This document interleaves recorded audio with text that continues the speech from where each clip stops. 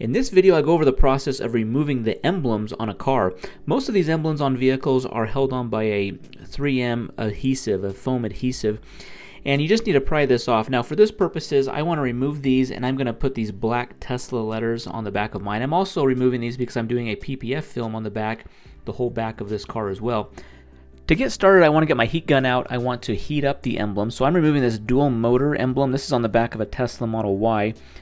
And then I also am removing that chrome Tesla T in the middle. I'm using a fishing line to get behind the letters and to be able to pull this off. I wish I would have gotten there's a tool you can get that actually makes this a lot easier, that has handles and it's got a lot thicker cable. This fishing line broke quite a bit.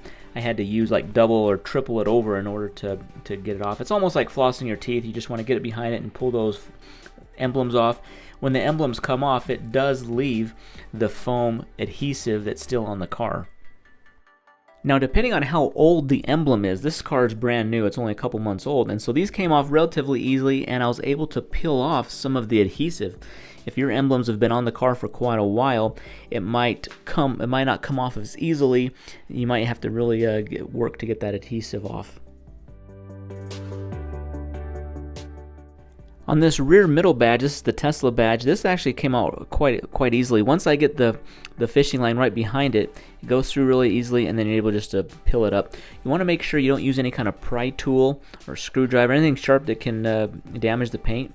You don't want to use that. You see how easily that one came off, and then I can just get this fishing line behind that piece and try to peel off as much of the adhesive as I can by hand. Now with the adhesive still left on the paint, I'm getting my eraser wheel. This is a really handy tool. You want to make sure you use a good quality eraser tool. Use a 3M branded. I'll leave a link to the one I'm using. If you use some cheaper ones or generic ones, they can leave marring finishing on your clear coat. So with this, I'm using very low RPMs, and I'm just barely going over the surface. And this eraser wheel acts like a big eraser, and it's taking off the adhesive from the clear coat on the paint.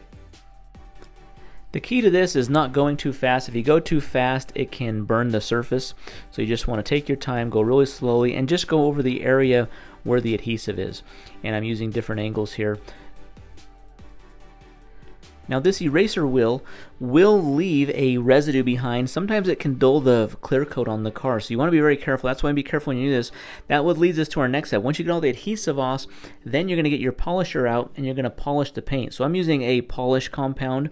This is a scratch and swirl polishing compound. I'm using this orbital buffer that I have.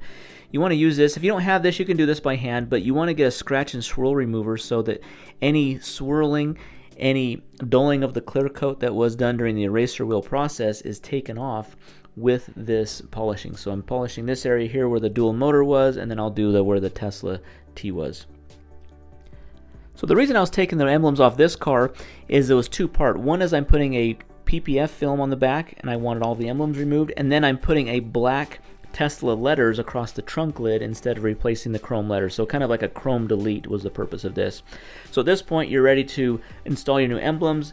I'm proceeding, and I'm going to install my PPF film, which I'm doing here, and I'm doing the full trunk lid. And once I get that done, I'll leave a link to the video of where I'm doing the emblem across the back of this.